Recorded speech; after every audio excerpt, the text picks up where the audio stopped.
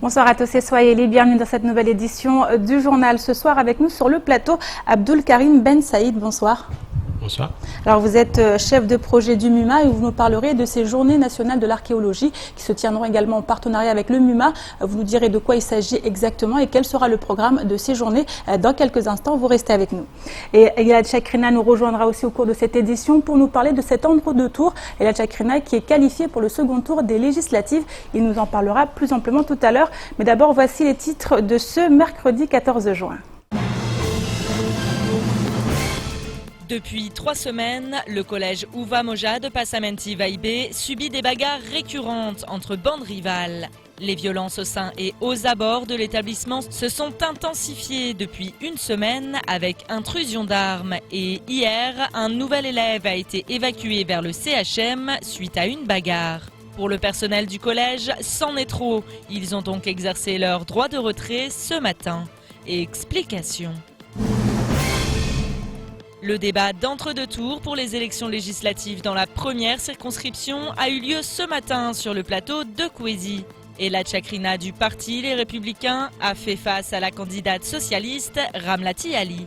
Insécurité, zone franche, immigration, les candidats ont pu décortiquer leur projet pour Mayotte. Compte rendu au cours de votre journal. La fin du Ramadan approche et avec elle, l'ouverture des foires en vue de l'Aïd. Alors que les préparatifs ont commencé, nous nous sommes rendus dans le quartier Majikavo Dubaï ce matin afin de prendre le pouls de l'un des marchés les plus populaires de l'île. Reportage à la fin de cette édition. Et nous vous le disions dans notre édition d'hier, il ne va plus au collège de Passamenti. Depuis environ 3 semaines, des bagarres récurrentes existent entre de bandes rivales de Passamenti et Baïbé qui sont de plus en plus courantes. Des affrontements qui entraînent avec eux de nombreux élèves du collège. Depuis une semaine, les violences au sein et aux abords de l'établissement se sont même intensifiées, impliquant des intrusions avec armes. Hier, justement, suite à une bagarre, un élève a été évacué vers le CHM. Pour le personnel du collège, c'est la goutte d'eau qui fait déborder le vase. Ils ont donc exercé leur droit de retrait ce matin. Reportage avec Adèle Laurent. C'est dans un collège vide d'élèves que nous nous sommes rendus ce matin. Le personnel de l'établissement a en effet exercé son droit de retrait après l'évacuation vers le CHM et ce pour la 3e fois d'un élève hier. Et cet incident est loin d'être le seul. En effet, depuis 3 semaines, des bagarres récurrentes entre des bandes rivales de Passamenti et de Vaïbé ont à nouveau explosé. Il est question d'insécurité finalement et pour les élèves et pour le personnel suite à de nombreuses violences qui se passent à l'intérieur comme à l'extérieur, donc aux abords de l'établissement. Qui sont multiples, hein. Ça va de la violence aux bagarres, à la violence verbale, hein, on entend, violence physique, la détention d'armes blanches à l'intérieur de l'établissement ou à l'extérieur. Tout devient une arme, hein. On a un élève qui est parti au SAMU suite à un coup de ceinture en fait, hein, avec la boucle de la ceinture, donc bon, c'est vrai qu'on est un petit peu limité. Là on se retrouve les professeurs à devoir descendre dans la cour pour faire de la surveillance, à devoir gérer des choses qu'on peut plus. Hein. Corps enseignants, agents et vie scolaire, ce matin, tout le personnel de l'établissement s'est réuni et s'est divisé en différents groupes de travail, dont un concerné la mise en place d'une plateforme revendicative qu'il souhaite soumettre au plus vite au vice-rectorat. Sifak Salek, syndicaliste à la CGT Éducation, mais également professeur de musique au collège Ouva Moja, nous en dit plus. On veut qu'il y ait une mobilisation du vice-rectorat en création de postes. On veut qu'il y ait plusieurs, notamment en vie scolaire, plusieurs créations de postes en termes d'assistants d'éducation, de CPE, sachant qu'on a par exemple seulement 2 CPE pour 1665 élèves actuellement, 1800 l'année prochaine et toujours aucune garantie d'avoir un nouveau poste créé à ce niveau-là. On a seulement 11 équivalent temps plein en AED, ce qui est largement insuffisant et ce qui ne répond pas aux normes de l'établissement qui est classé REP. Le personnel demande également la mise en œuvre de mesures d'urgence, comme la sécurisation des portails et des grillages du collège, ainsi qu'une présence policière renforcée. Objectif, retrouver les conditions nécessaires à la reprise normale du service public, mais aussi répondre à un manque de communication envers les familles et le personnel. En ce sens, des groupes de travail mis en place ce matin concernaient la médiation famille-élève, mais aussi la mobilisation de tous les acteurs qui gravitent autour des collégiens. En effet, Foundi, Kadi, imams et parents des villages de Passamenti et de Vaïbé, tous sont concernés par la restauration d'un dialogue avec la jeunesse. La situation qui se présente dans notre collège, réalisée par leurs enfants, est trop grave. Il nécessite la participation de tout le monde pour qu'on trouve une solution durable et continue. Parce que dans cette île, il manque l'autorité. L'autorité parentale n'est plus et l'autorité éducative aussi disparaissent. Et ça, c'est trop grave. Il a fallu qu'on trouve des solutions pour instaurer les règles de l'autorité. Vendredi prochain, certains membres du personnel de l'établissement se rendront à Vaïbé et à Passamenti à la rencontre de ces différents acteurs. En attendant, les membres du collège demandent à être reçus au plus vite par la vice-rectrice et son cabinet afin de trouver des solutions pérennes à ce problème de violence. Il faut vraiment qu'on soit entendu maintenant parce que ce collège s'est bien déroulé cette année par rapport à d'autres années précédentes et c'est la fin et ça se termine mal. Donc il faut vraiment qu'on reprenne les choses en main le plus rapidement possible et qu'on soit entendu et aidé. Et c'est la fin de l'année, du coup on prépare aussi la rentrée. C'est très important, quoi. Ça ne s'arrête pas là, quoi. D'autant plus que le collège travaille tout au long de l'année sur le vivre ensemble à travers différentes actions comme la semaine de la solidarité, la semaine des valeurs communes, divers ateliers, mais aussi la flash mob annuelle de l'association sportive du collège qui est sortie hier et dans laquelle on peut voir le vert de Passamenti et le bleu de Vaïbé unis par le blanc du respect et de la paix. Beaucoup espèrent que la vice-rectrice réagira rapidement pour qu'à nouveau le calme revienne au collège Ouvoa-Moja. Et à noter que lors d'une réunion entre les différentes parties, le vice-rectorat a demandé au personnel de suspendre leur droit de retrait afin de ne pas être à l'origine d'un climat anxiogène, ce à quoi le personnel s'est refusé. Ainsi, en l'absence d'actes concrets, ils ont décidé de maintenir leur droit de retrait. Et politique à présent, ce matin, la matinale de Kouézi a été le théâtre d'un débat d'entre-deux tours opposant Elad Chakrina et Ramlati Ali. Le candidat des Républicains et la candidate du Parti Socialiste ont tous deux pu clarifier leurs projets s'ils sont élus dimanche prochain. Insécurité, immigration, développement économique, alliance, le débat a été animé, même si les deux candidats se sont retrouvés sur bien des thématiques. Le point sur ce premier débat dans ce compte-rendu signé Pierre Bellucci et Leslie Vimnet.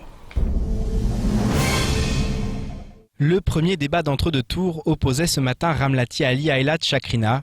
Et c'est le candidat du parti Les Républicains qui a lancé les hostilités en s'attaquant d'emblée au bilan de l'ancienne maire de Pamandzi. En effet, je n'ai pas cette expérience parce que je n'ai pas non plus ce bilan.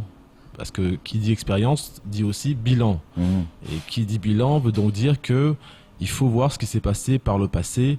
Et je crois que le bilan de madame est tout de même négatif dans ses expériences passées.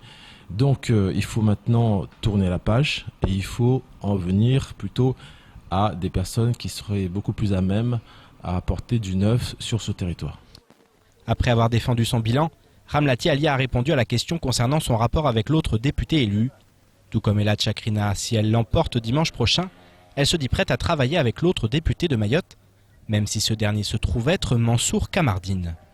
Ça dépend de lui. Parce que j'irai même plus loin. Je dirais que je proposerais qu'on crée un bureau de coordination des parlementaires, de façon à ce que tous les textes... Un seul et même bureau. Un seul et même bureau. D'avoir deux...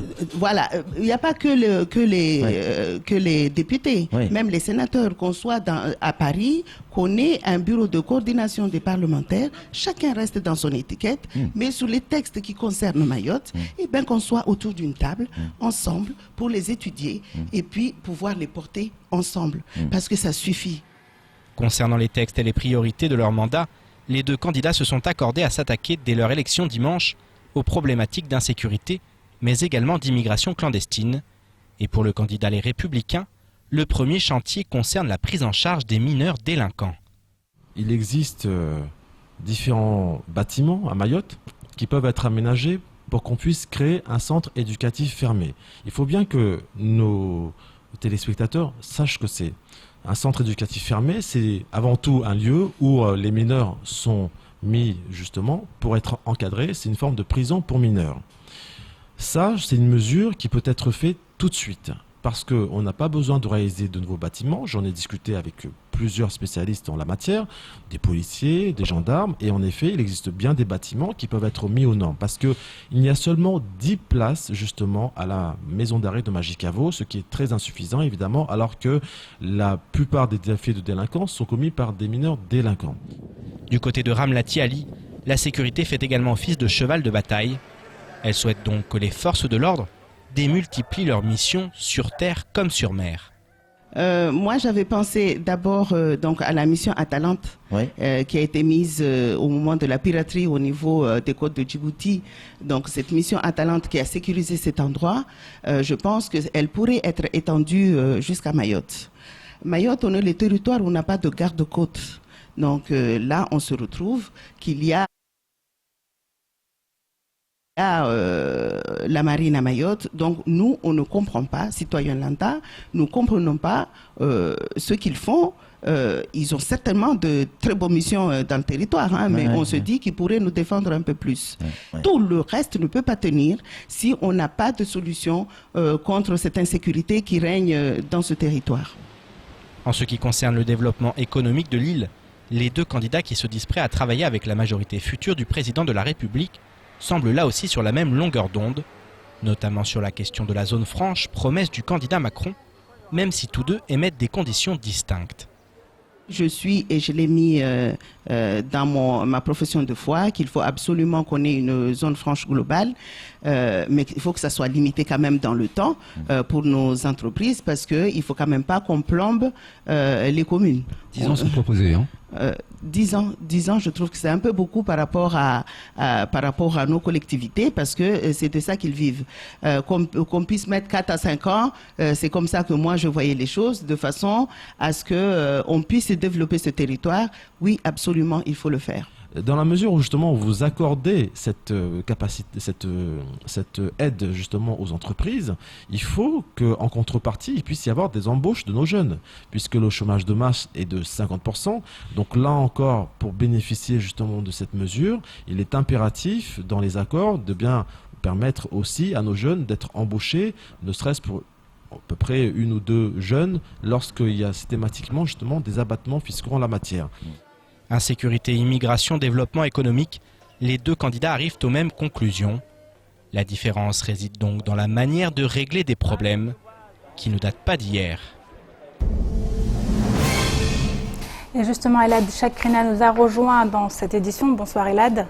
Bonsoir madame et bonsoir à toutes les Mahoraises et tous les Mahorais.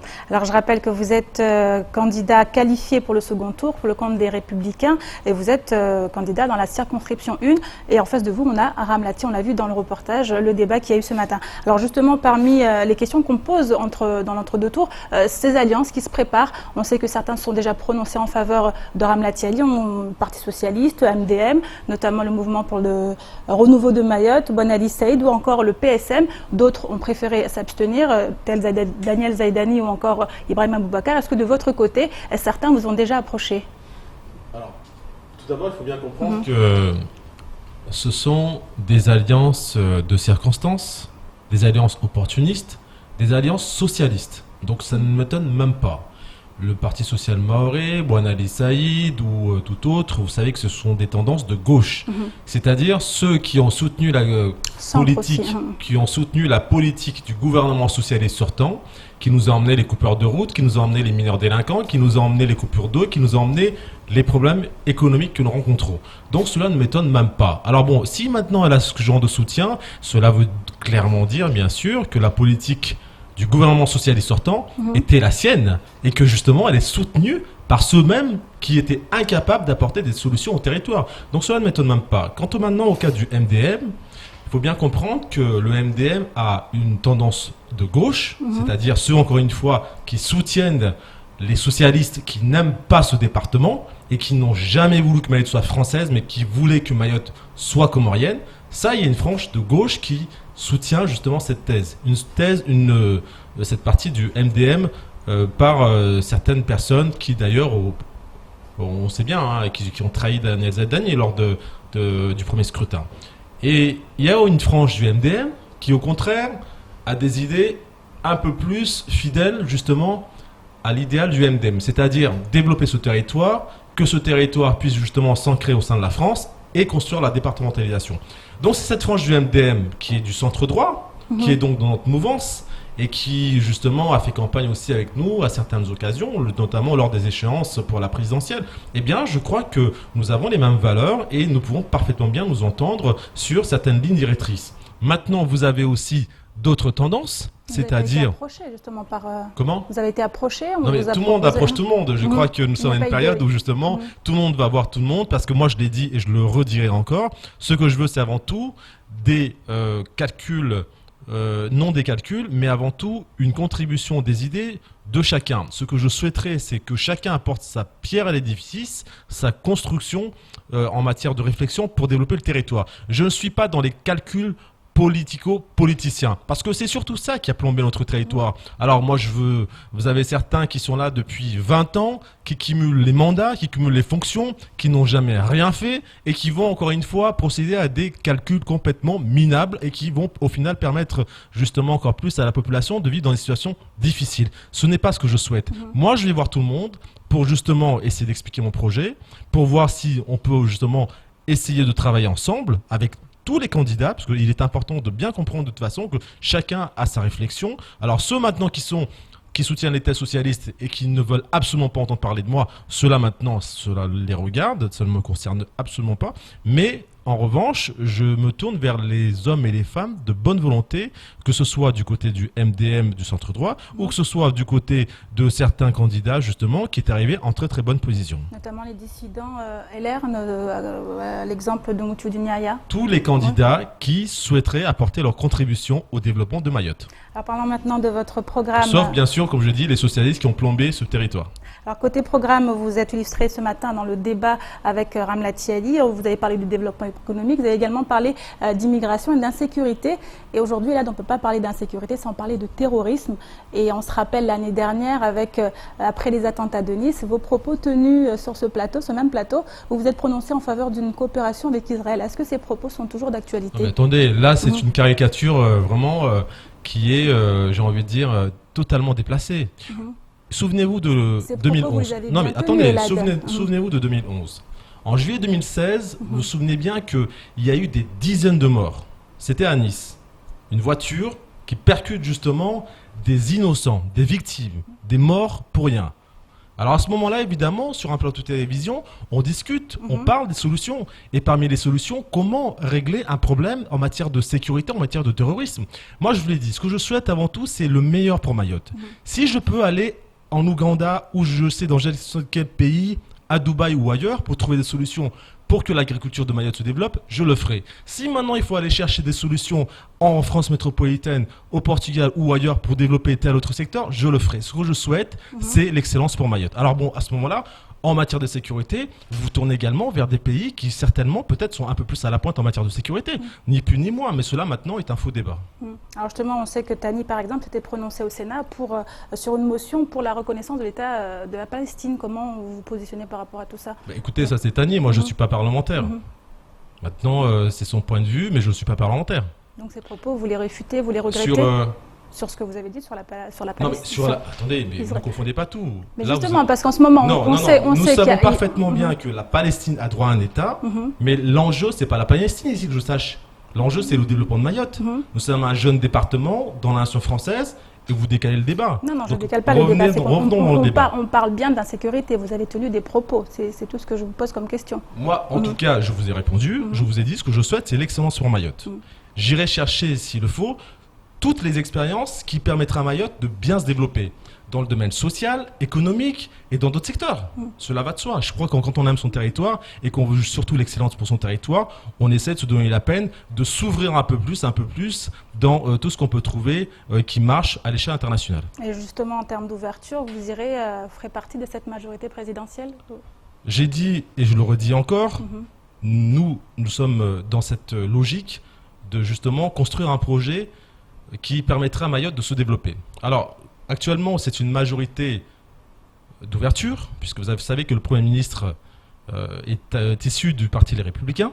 Vous savez également que le ministre de l'économie ainsi que le ministre du budget sont également issus du Parti Les Républicains.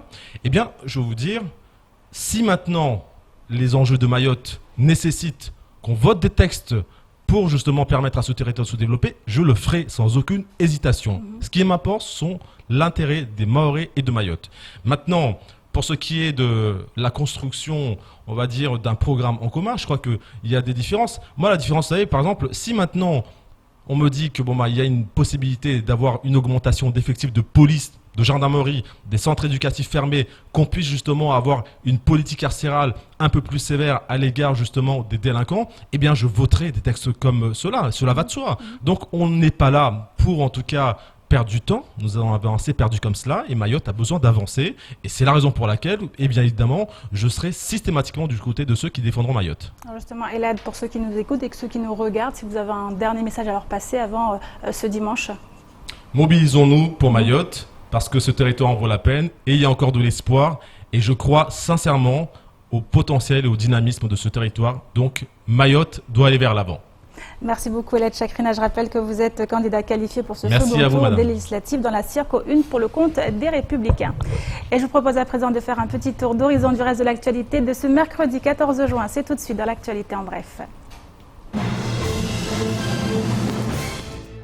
La transposition du Code du travail de droit commun à Mayotte continue de faire parler d'elle. En effet, la Confédération des petites et moyennes entreprises, CPME, vient de réagir face à son application progressive et non plus au 1er janvier 2018 comme promis par l'ancien gouvernement. Le syndicat affirme que certaines mesures ne peuvent attendre au vu de la dégradation du climat social et économique.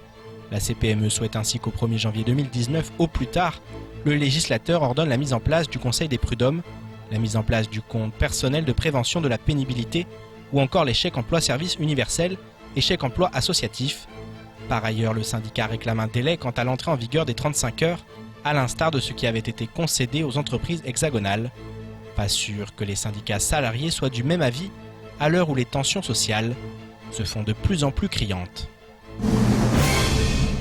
Le premier tour des législatives aura été marqué par le nombre de députés sortants éliminés.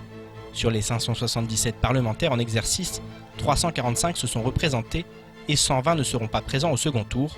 C'est notamment le cas à Mayotte où Ibrahim Aboubakar et Bouenali Saïd n'ont pas réussi à renouveler leur mandat. Néanmoins, tous deux peuvent désormais prétendre à l'allocation d'assurance mutuelle différentielle et dégressive de retour à l'emploi. Cette allocation, qui peut être versée aux battus comme à ceux qui ne se représentaient pas, diminue avec le temps. 100% de l'indemnité parlementaire le premier semestre, soit 5 599 € bruts, 70% le deuxième semestre, 50% le troisième semestre et jusqu'à 20% le sixième semestre. Sont déduits tous les revenus que peut percevoir l'ancien député, de mandats locaux, revenus du patrimoine, etc.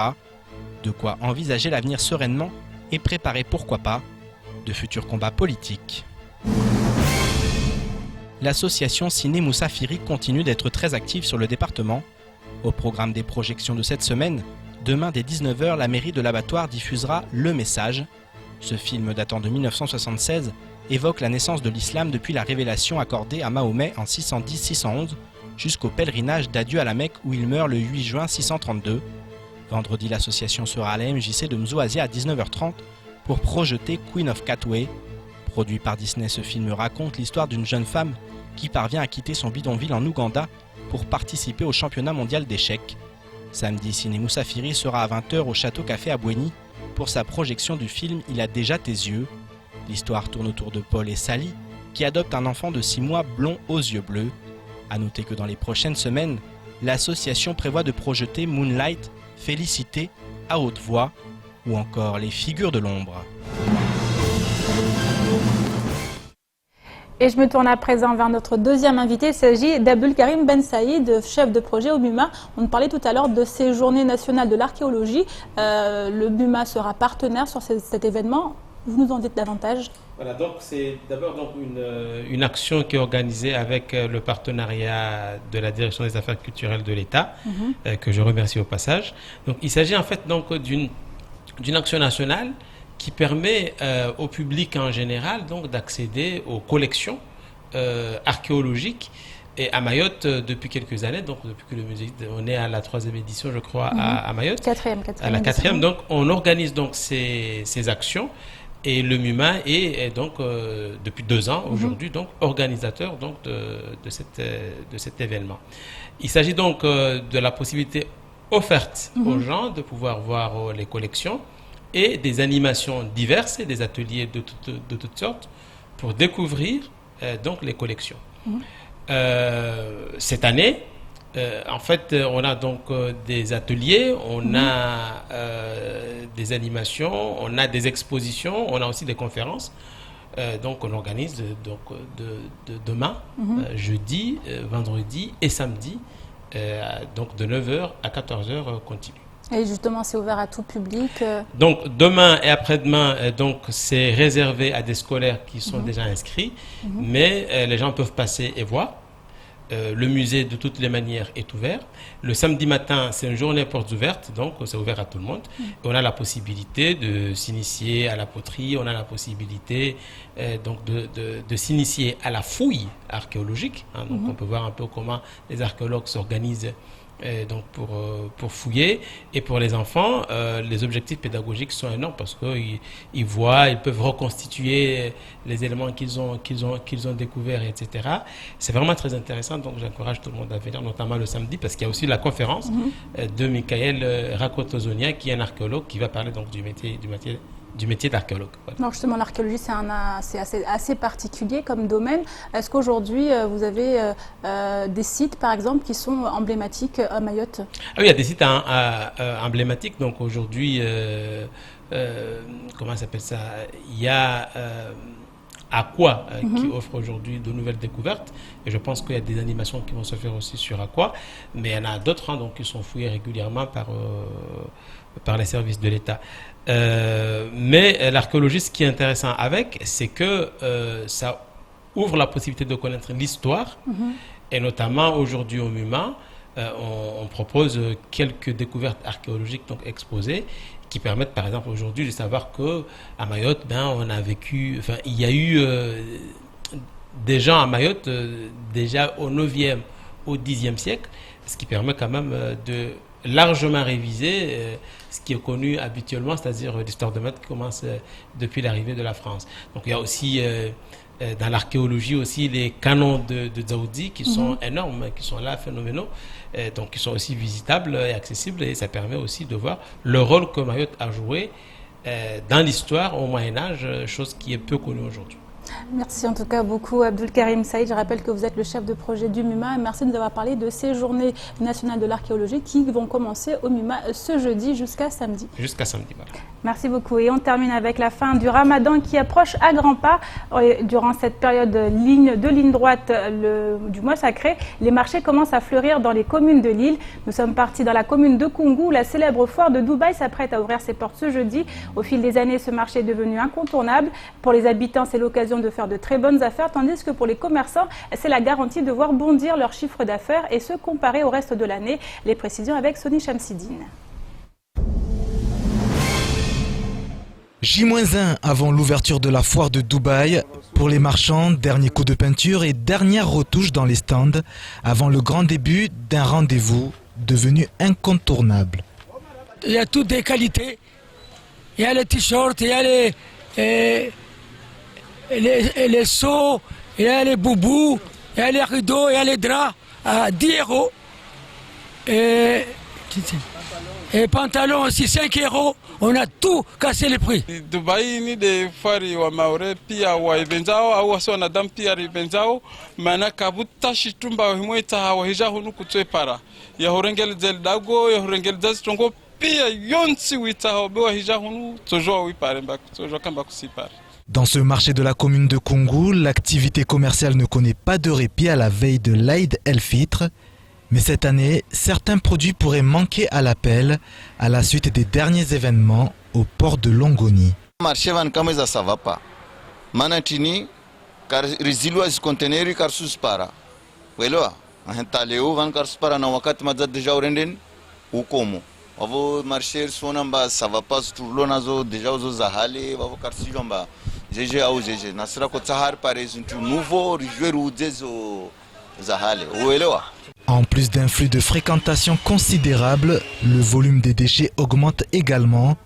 À cette occasion, des bacs de collecte collectifs seront à la disposition des commerçants. Une première opération de ce genre menée par le CIDEVAM.